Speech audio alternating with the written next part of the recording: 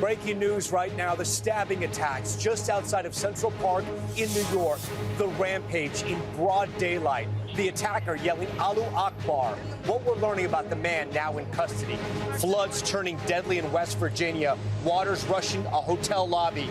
Trees blocking roads. The National Guard rescuing trapped residents. And new aerial video of the damage left behind from those dangerous twisters. Protests erupt after Wisconsin police fatally shoot a man who they say was armed with a knife. What the video reveals. The war in Iran expanding to a new front. Ships now hit in the Red Sea as President Trump threatens a new massive attack on Iran. All of it sending oil prices surging. Secret Service agents suspended. Did that agent leak information compromising the vice president's safety? Highway heroes, a car flying off an overpass, and the group of people jumping in, using anything they can to help those inside escape. The violent twister launching cars several feet into the air. The treatments going viral that just got a big boost from the FDA. Advocates say they can help you heal and look younger, but are peptides safe?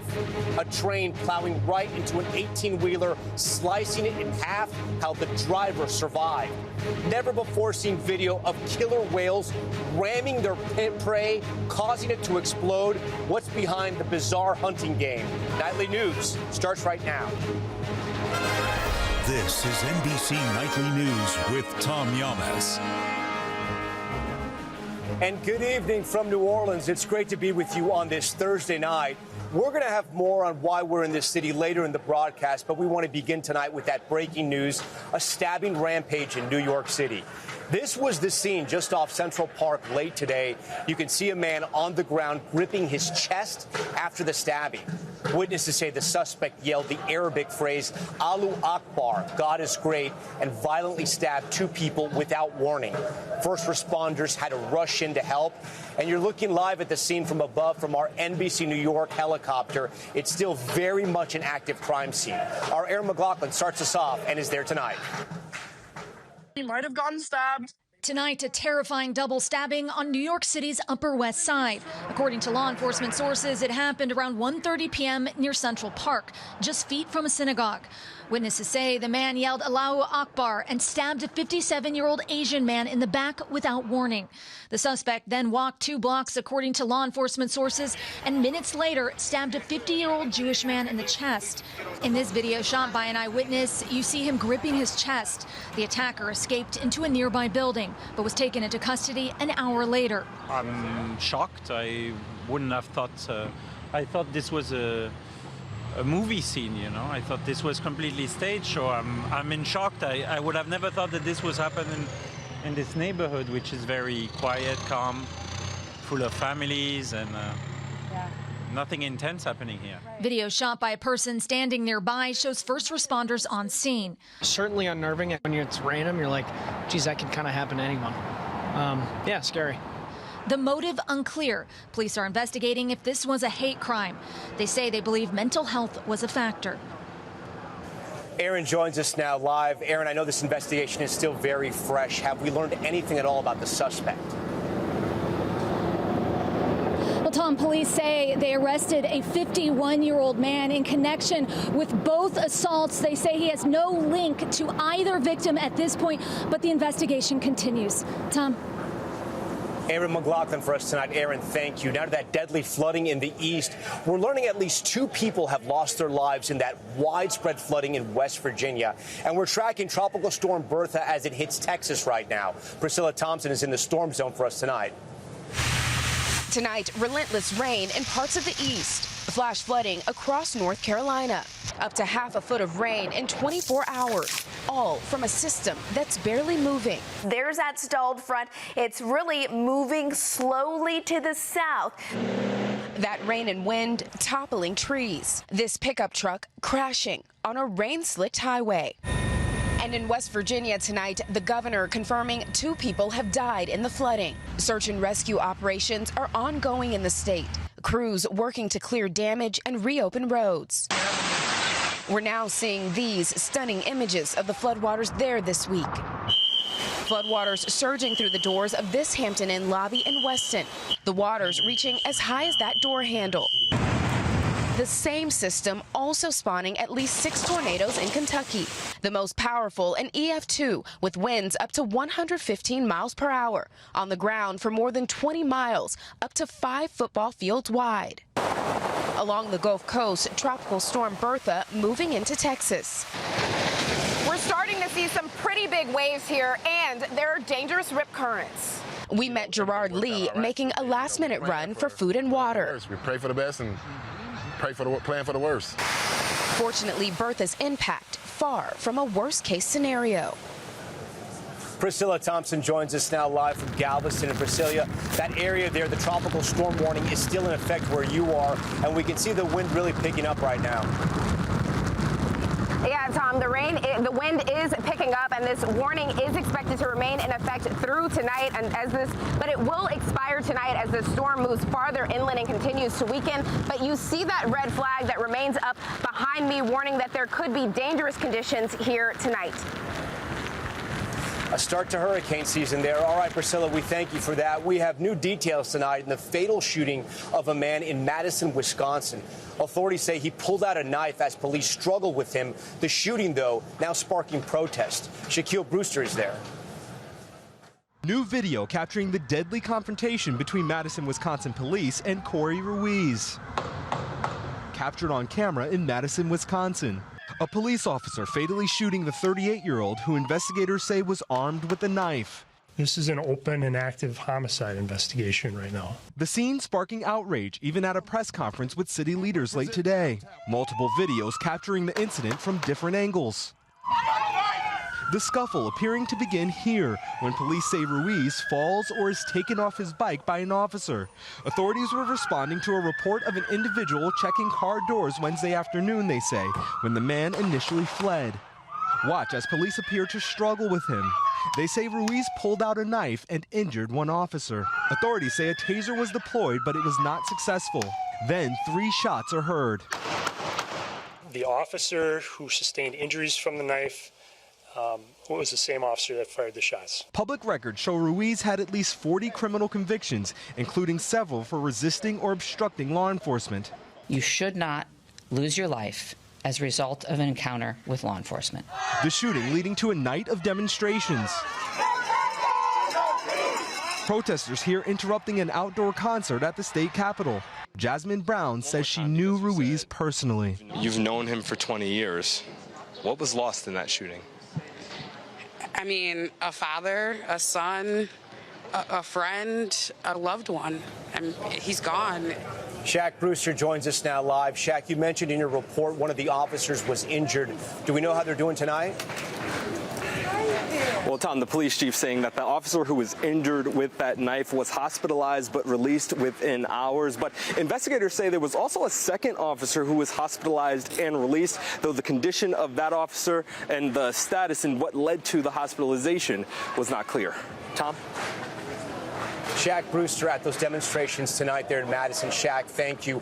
We want to head overseas now because there was a major spike in oil prices today, which leads to higher gas prices after the war in Iran has now expanded with attacks now on ships in the Red Sea. And the president is now threatening a new massive escalation. Richard Engel reports tonight from Israel.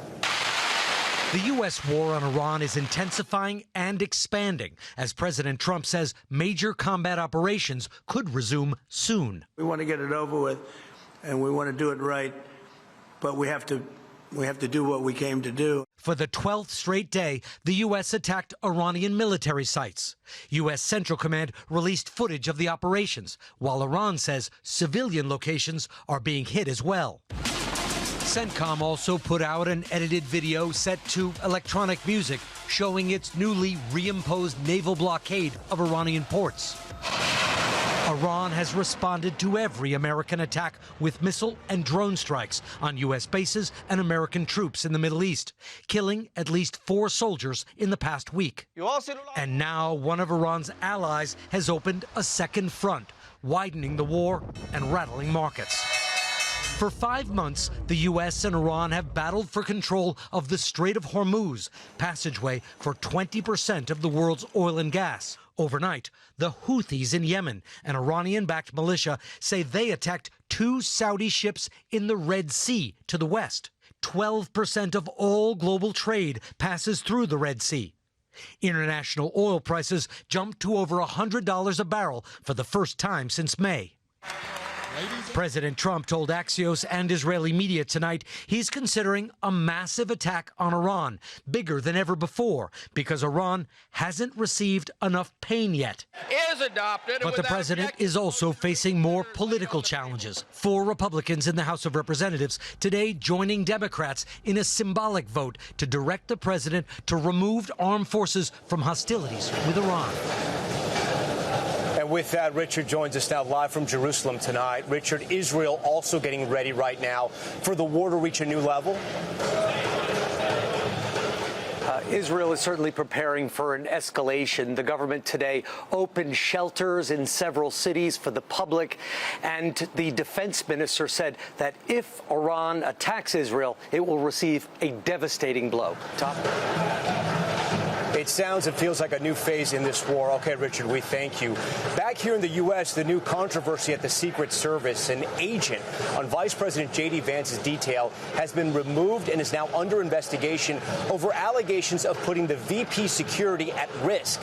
Kelly O'Donnell has the details. Tonight, a Secret Service agent has been removed from the protective detail around Vice President J.D. Vance. Officials said a review is underway, writing, any conduct that potentially threatens the safety of a protectee will not be tolerated. A source familiar with the investigation says it follows a report by MS Now, describing some agents as fed up with last-minute travel and changing schedules.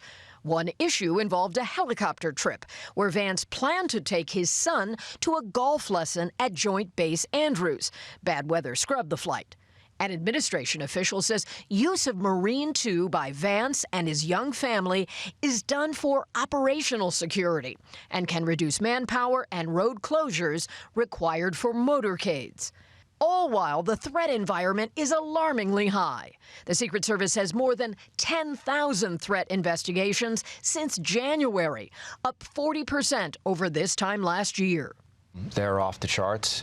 I think the environment has become very volatile, and that's just across the board. Threats that include a would-be assassin breaching a checkpoint, gunfire, setting off chaos at the White House Correspondents' Dinner in April. That disrupted dinner is rescheduled for tomorrow night. The White House says the president looks forward to finishing what he started by speaking at the event. Tom? Kelly, thank you. There's a new FDA recommendation about the sale of peptides that's getting a lot of attention. They are popular treatments that promise to do everything from add muscle to lose weight. Ann Thompson explains why not everyone thinks this is a good idea. They are all the rage in wellness. So let's talk about peptides. Peptides, short chains of amino acids marketed for everything from healing injuries to speeding up metabolism to slowing down aging. Now an FDA advisory committee is considering whether 7 of the most popular peptides should be allowed to be made by specialized pharmacies, increasing access, even though they've never been approved for safety and effectiveness. The demand for this peptide will not disappear. Ladies and gentlemen of this panel, Pandora's box has been opened. These synthetic peptides can be injected or used in a spray, cream, or pill form. Dr. Rachel Pesapollock says she fields questions every day. What are the pros and cons for these peptides? What we know is that people are using these peptides, but we know that we don't have data. We have some limited animal data, but we do not have human data on the peptides that they are studying today. Among the concerns, possible contamination from imported products and what exactly is in them. Still, they are backed by Health Secretary Robert F. Kennedy, Jr. I'm a big fan of peptides. I've used them myself. Diana Sokol says she's a peptide advocate. I support bringing these things to market in a way that's legal, accessible, and safe. She uses peptides from a wellness center to build muscle. I would say within 3 weeks, I started to see the difference. So you think they're working? Definitely.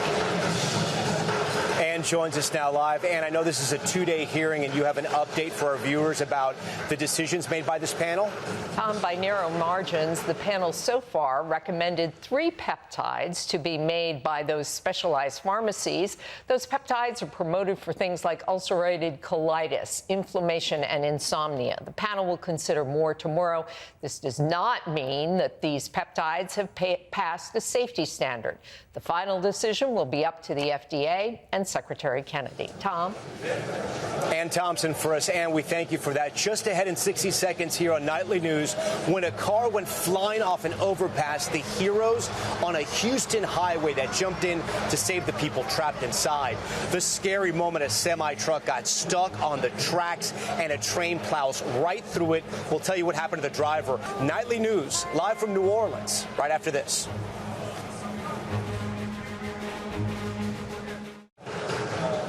We are back now with the heroic scene on a Houston freeway after 3 women drove off an overpass and landed upside down. George Solis with the incredible video of Good Samaritans jumping into action. Tonight, video of an incredible rescue on a Houston highway. Watch as this group, armed with tools and sheer strength, race to pull open this car door in an urgent effort to save lives. It's going to be the northbound lane. The vehicle fell off from the, looks like the HOV overpass. Strangers working together to help 3 women inside that Toyota sedan that landed upside down after it flew off the overpass above. The people are inside the car screaming and stuff. The vehicle visibly crushed and smoking. Zion Webb, an intern for our Houston affiliate KPRC, capturing the moments those Good Samaritans began to help the trapped women. I quickly got out of the car and saw folks not hesitate to get out of the vehicle and grab whatever they can, things off of the side of the road, poles, anything they can find to try to get these folks out of the vehicle. First responders soon arriving on scene and pulling them out. You see them transporting one of the women. Houston police say the vehicle was in a carpool lane when it went through that barrier. You can see a chunk of concrete is missing. The cause of the crash, however, is under investigation. The 3 taken to the hospital as a precaution. Drivers going the extra mile to help those in need. George Solis, NBC News. We're back in a moment with terrifying new video of a tornado ripping through this road and tossing cars into the air. That's next. Back now, a terrifying new video of a tornado ripping through eastern China and lifting a car off the ground. Watch it again as the car pulls up. You can see that twister moving through the right side of your screen before powerful wind gusts lift that car and send it flying. Also tonight, wild new video like we've never seen before of killer whales underwater ramming into a sunfish. Look at this. You can see the sunfish literally blown to pieces. So why are they doing it? It may be to make them easier to eat, which you see they do eat, but researchers also say it might just be for fun. And take a look at this new video from near Grand Rapids of a driver lucky to be alive. A train plows right through a semi that got stuck on the tracks. Authorities say the driver of the truck got out before the moment of impact. So that's Nightly News for this Thursday. I'm Tom Llamas. We thank you so much for watching. Tonight and always, we're here for you. Good night. We thank you for watching, and remember, stay updated on breaking news and top stories on the NBC News app or watch live on our YouTube channel.